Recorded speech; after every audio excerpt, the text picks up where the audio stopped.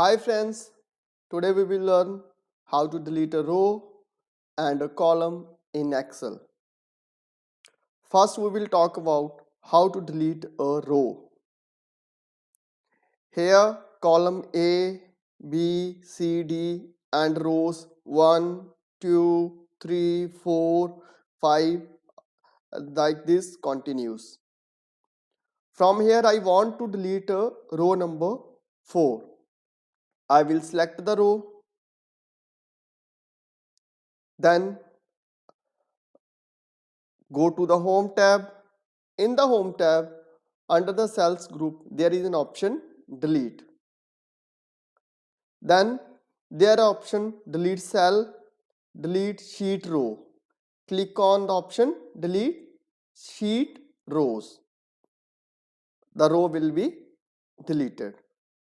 Now next, how to delete a column.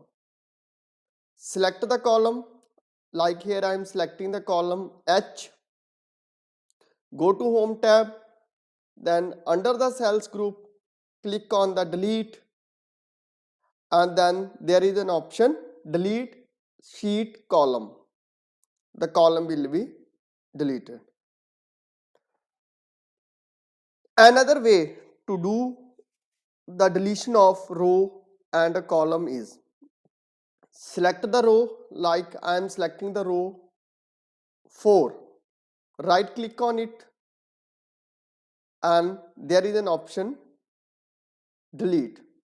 Similarly, for the column, like G column, I want to delete. Select the column from the top column name, then right click and select the option delete.